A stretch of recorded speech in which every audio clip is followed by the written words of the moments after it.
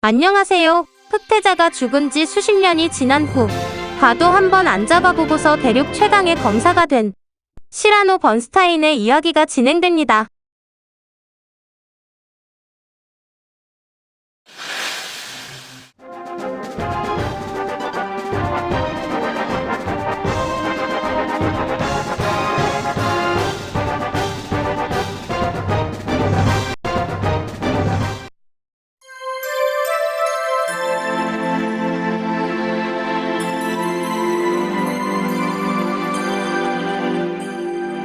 번스타인과 저택에는 시라노와 메르세데스가 오붓한 시간을 보내고 있었다.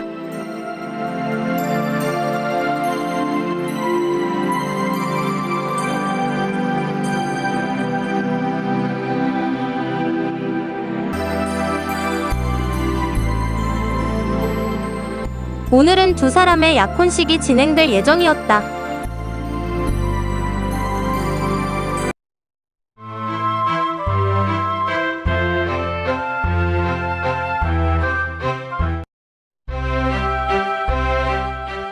루크의 아들 시라노와 체사레의 딸 메르세데스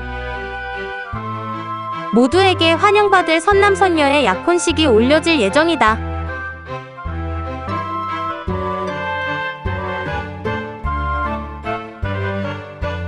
한창 평화로운 그때 시라노를 긴급 체포하는 일이 일어났다.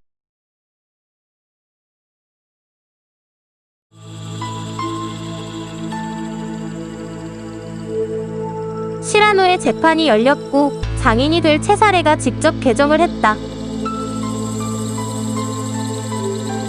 시라노는 악마의 책을 연구했다는 이유로 기소를 당했고 시라노의 친구인 루벤 이스카리오스는 시라노에게 불리한 증언을 했다. 시라노는 결국 유죄 판결을 받게 되었다.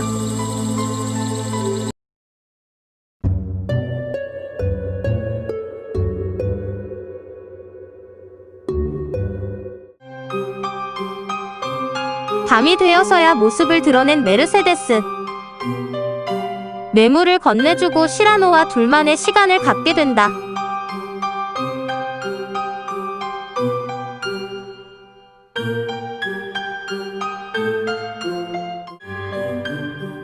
그녀가 시라노에게 무슨 이야기를 하였는지는 아무도 모른다.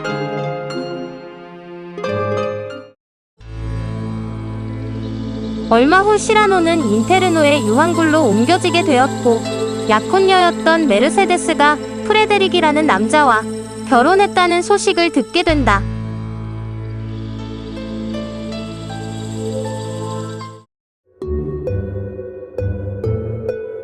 시라노는 유황굴에서 노예보다 못한 삶을 살고 있었고 건강 상태는 많이 악화되어 있었다. 오늘도 한창 일하고 있던 시라노. 동굴이 무너지려는지 갑자기 진동과 소음이 들려왔다.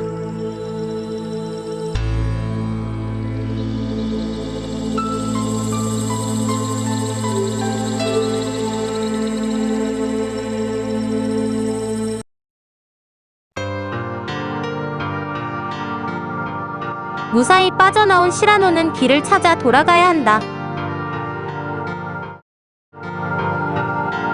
몬스터를 견제하며 한참을 헤맨 시라노는 데이모스라는 자를 만나게 되었다. 데이모스는 아르케에서 온 암흑신 중 한 명이었는데 안타깝게도 동료에 의해 이곳에 봉인당했다.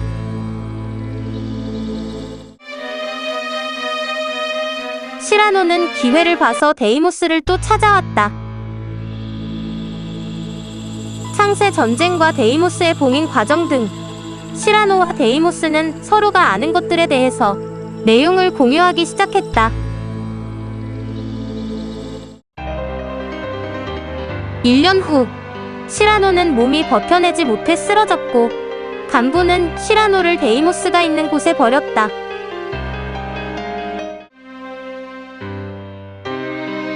데이모스는 시라노에게 아수라검을 찾으라 하고 암흑혈을 물려준 후 소멸한다.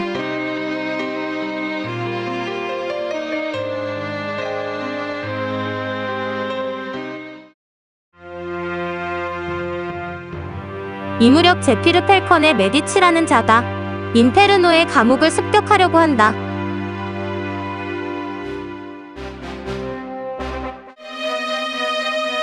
메디치는 감옥을 이리저리 휘저으며 부하들을 구출해냈다.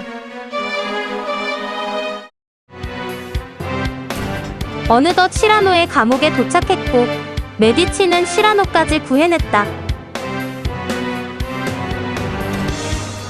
메디치가 시라노를 구함으로써 훗날 게이시르 제국은 역사적으로 엄청난 변화가 일어나게 된다. 탈출에 성공한 두 사람. 시라노는 메디치에게 은혜를 갚을 것을 약속하며 폭풍도의 아수라검을 찾으러 간다.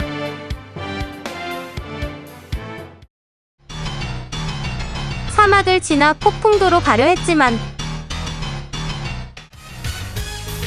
몸이 버티지 못하고 사막에서 쓰러져 버렸다. 아무리 시련이 와도 죽으란 법은 없는 걸까? 사이럽스에서 성녀 에스메랄다를 만난다. 시라노는 에스메랄다의 도움으로 금방 회복할 수 있었다. 다카마항으로 가기 위해 항구에 도착했지만 시장의 제재 때문에 선장은 출항이 불가하다고 한다. 직접 해결한 시라노는 다카마항으로 출항할 수 있게 된다.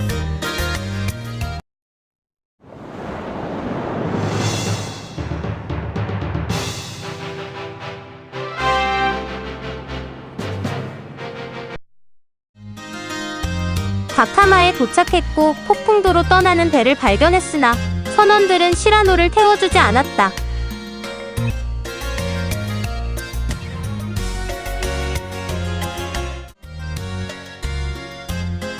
시라노는 숨어서 기회를 엿보다가 선원들이 방심한 틈을 타 배로 들어갔다.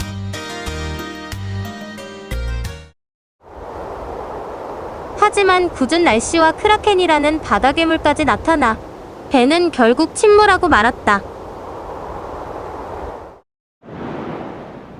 원하던 방법은 아니었으나 시라노는 폭풍도에 도착하게 되었다. 폭풍도에 살고 있던 이올린이라는 여자가 시라노를 구해주었다.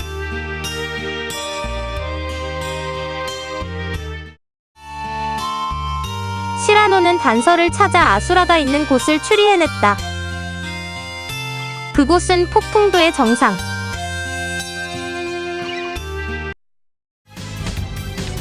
정상에는 흑태자가 사용했던 마장기 아스모데우스와 아수라가 박혀 있었다.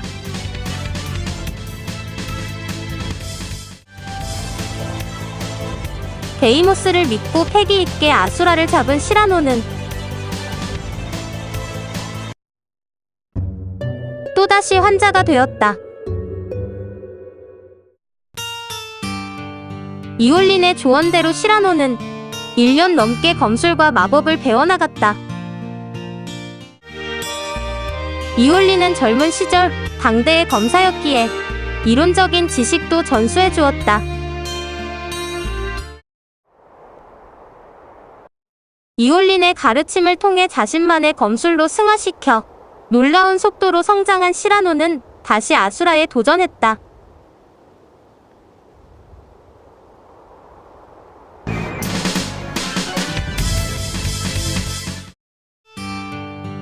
괴물을 쓰러뜨리고 아수라를 얻은 시라노는 이올린과 작별 인사를 나눈다. 이올린은 시라노가 복수의 굴레에서 벗어나기를 바란다는 말을 남기고 집으로 돌아갔다.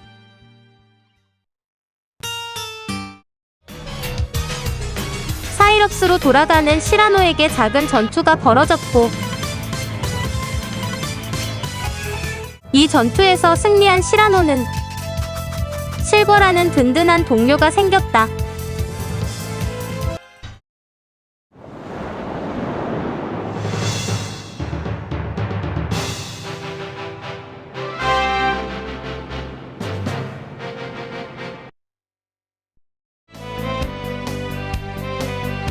복수를 위해 이동하던 중 숲속에서 뜻하지 않은 싸움에 휘말리게 된다. 카나라고 불리는 여자는 도움을 받자마자 바로 자리를 뜨는데 나중에 또 만날 것 같은 느낌이다. 카라카스의 영주 루벤은 과거 시라노의 재판 때 불리한 증언을 했던 사람이다.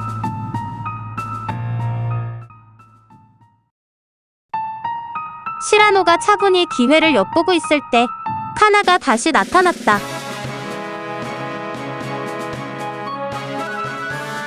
그녀는 제피르 펠컨이라는 조직의 부대장이었다.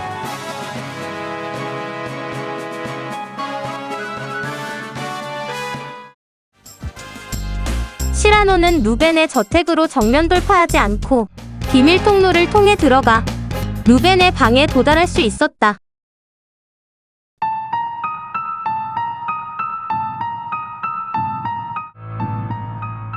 하지만 방에 있던 건 루벤이 아닌 가짜였다.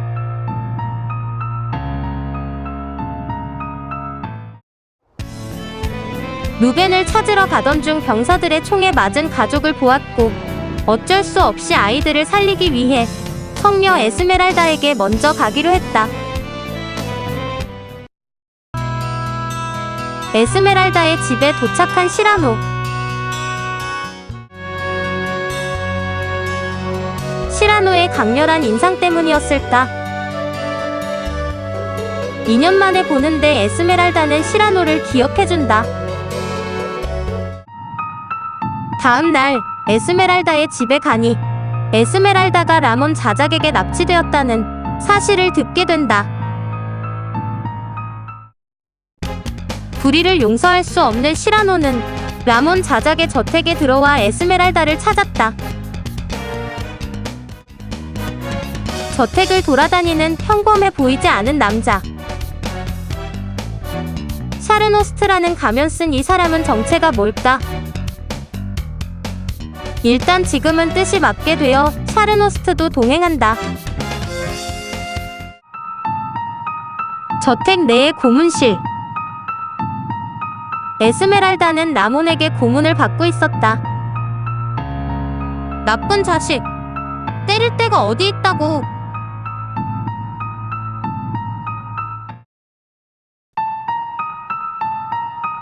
말이 필요 없는 놈. 일단 두들겨 패주자.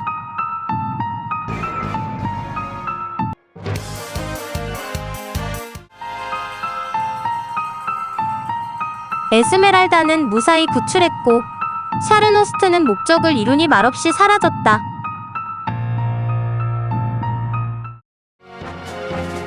시라노는 제피르 펠컨 조직과 만나게 된다. 제갈량스러운 클라우제비츠. 제피르 펠컨은 각자 성격이 다른 캐릭터들이 모여있다.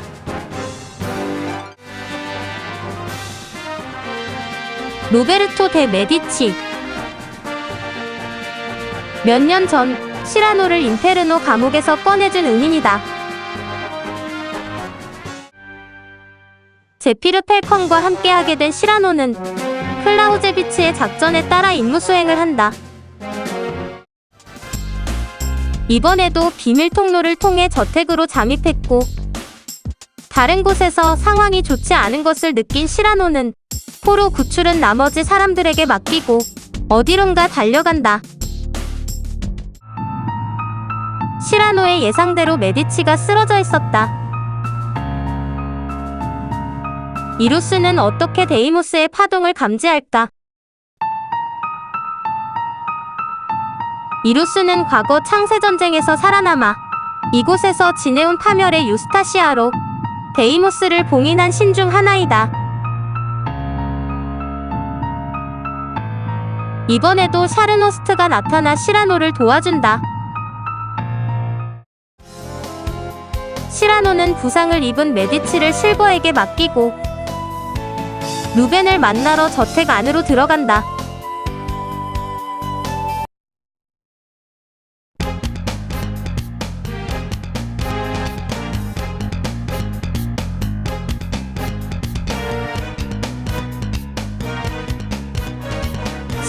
같은 암흑신도 쓰러뜨린 고수인데 루벤은 무슨 배짱으로 기다리고 있었던 걸까? 루벤과 시라노는 형제였다. 루벤은 모든 계획 뒤엔 체사레가 있다는 것을 알려주고 죽음을 맞이했다.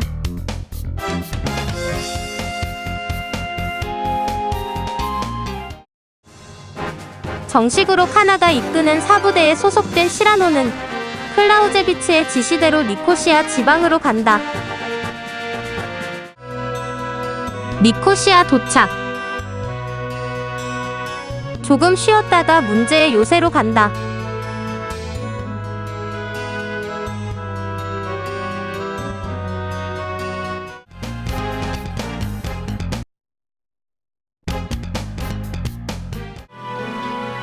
요새 안에서 크리스라는 여자애를 만났다. 이곳의 사람들은 에스메랄다에게 맡기고 시라노는 요새를 더 둘러본다. 이곳엔 체사레가 비밀리에 제조하는 마장기가 있었다. 시라노는 미완성일 때 미리 제거하기로 한다.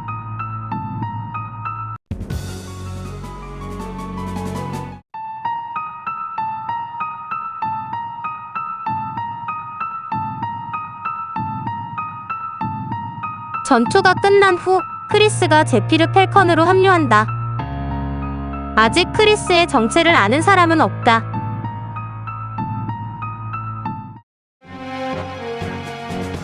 제피르 펠컨의 작전 회의실. 리브레빌의 에스테도데라는 영주가 제피르 펠컨에게 도움을 청했다고 하여 모두 리브레빌로 향한다. 아름다운 리브레빌의 영주 에스테도데는 제피르 펠컨에게 상황을 설명하고 힘을 빌려주기를 청한다. 그리고 그에 따른 보상도 약속했다.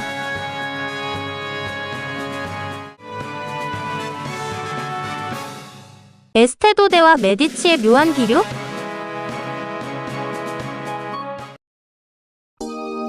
그날 밤 영주의 저택을 거닐던 시라노는 우연히 카나와 메디치가 만나는 것을 목격한다. 그리고 메디치가 카나에게 까이는 것을 본다.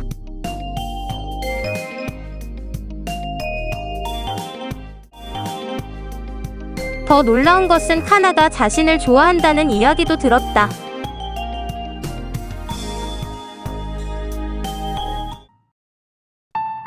카나가 떠난 후 에스테도데가 들어왔다.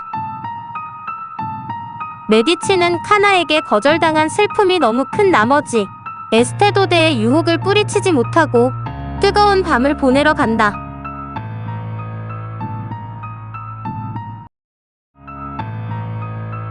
시라노는 에스테도데의 요청에 따라 사람들을 구하기 위해 임무를 수행한다.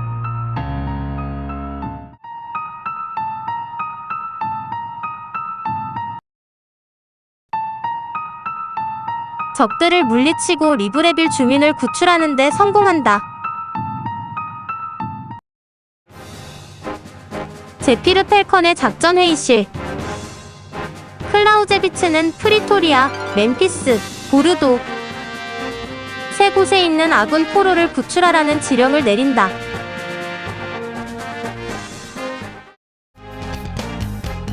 시라노는 프리토리아와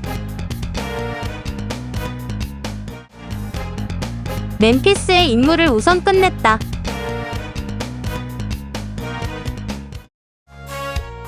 보르도로 가기 전 명검의 정보를 입수한 시라노는 유성검을 획득한 후 칼스의 마검 멸살지옥검까지 획득했다. 마지막 장소 보르도에서도 임무를 완수한 시라노는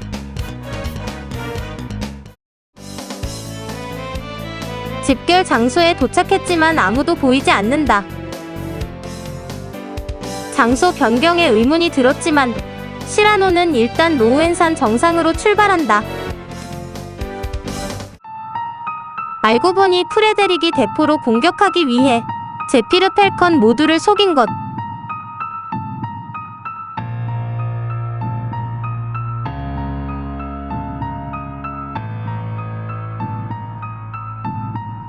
제피르 펠컨은 황급히 이곳을 빠져나온다.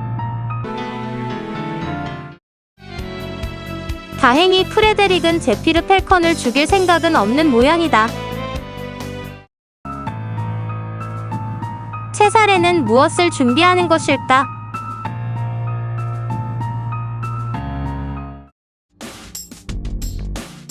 비프로스트의 군대를 제국으로 끌어들이기 위해 비프로스트로 이동하는 마키아벨리를 따라잡았지만 비프로스트 최고의 검사 카타리나가 앞길을 막았다.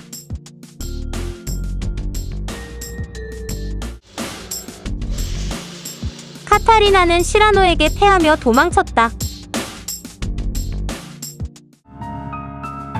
이 무렵 비프로스트 공황은 좋은 시간을 보내고 있었다.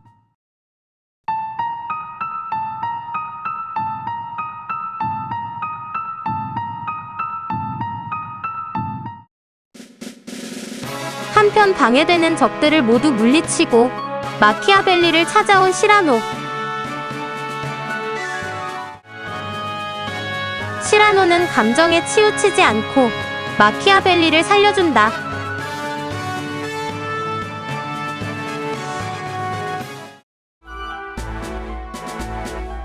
비프로스트군이 제국으로 온다는 정보를 받은 프레데릭. 시라노의 약혼녀와 결혼한 프레데릭은 제국을 위해 살아왔고 가족을 사랑하는 좋은 남자였다.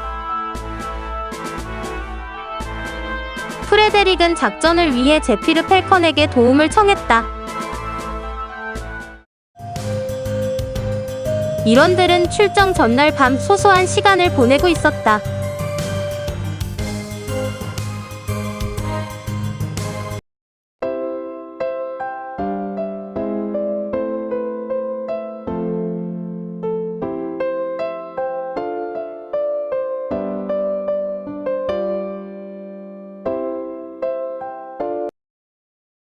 이 곡은 사연이 있었고 둘이서 연주를 완주하게끔 작곡한 곡이었다. 이때 시라노가 급히 들어왔다.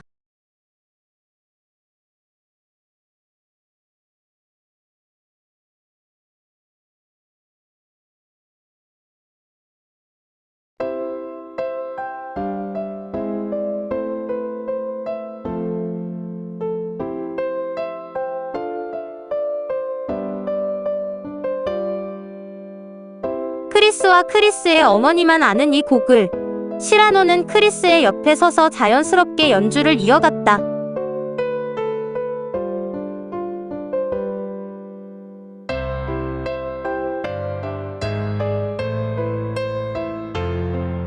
시라노의 과거를 모르는 다른 사람들은 시라노가 대답을 해주지 않아 너무 궁금해했다.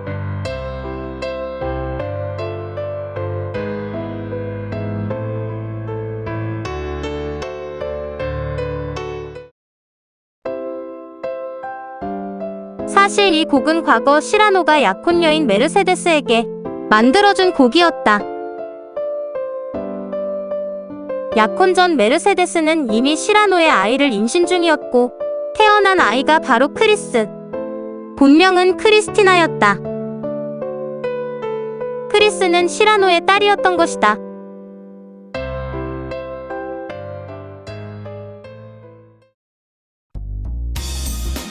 오랜만에 인페르노 감옥으로 온 시라노.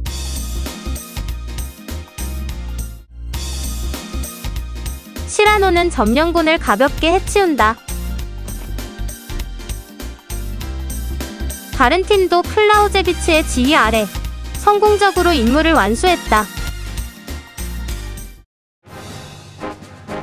크리스는 아버지인 프레데릭에게 집으로 복귀하라는 명령을 받고 대열에서 이탈한다.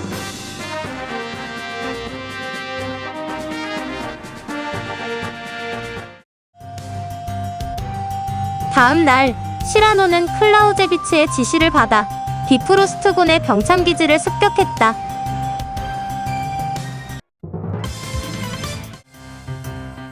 시라노 측은 순조롭게 일이 진행되고 있었는데 최전선에 배치되지 않은 미드라트와 메디치는 몸이 근질근질해 전투에 나섰다. 그 결과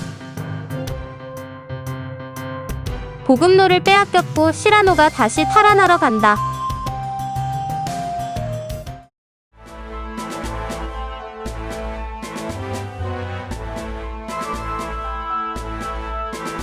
어찌됐든 결과는 승리했고 제국연합군은 파티를 열었다. 그런데 시라노가 분위기를 깨고 갑자기 프레데릭에게 결투 신청을 한다.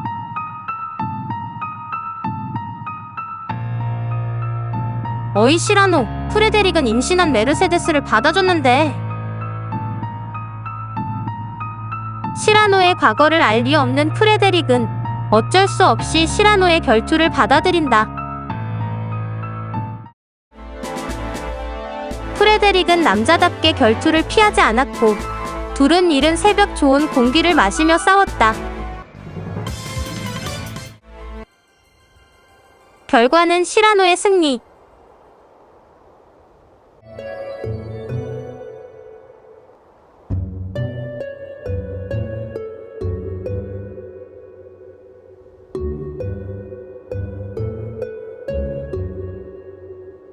시라노는 프레데릭을 용서하고 먼저 산을 내려보냈는데 불안하게 왜 다들 모여있는 걸까?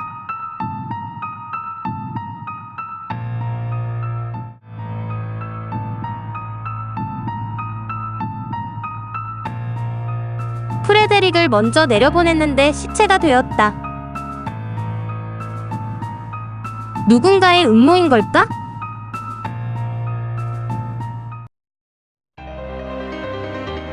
메르세데스가 상복을 입고 울고 있다.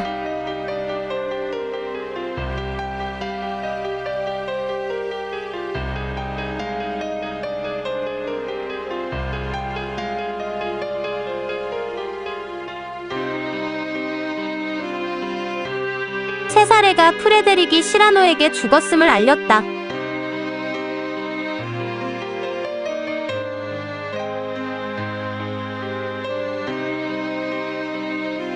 크리스티나는 처음엔 믿기지가 않았다.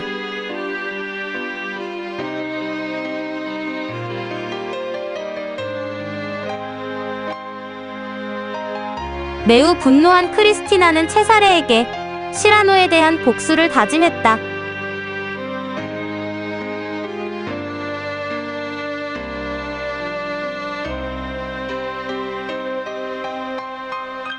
체사레는 메르세데스에게 시라노를 부르라고 이야기한다.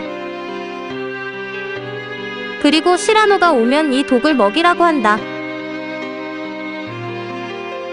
우리 가족의 복수를 해달라고 이야기하고 자리를 떠난다.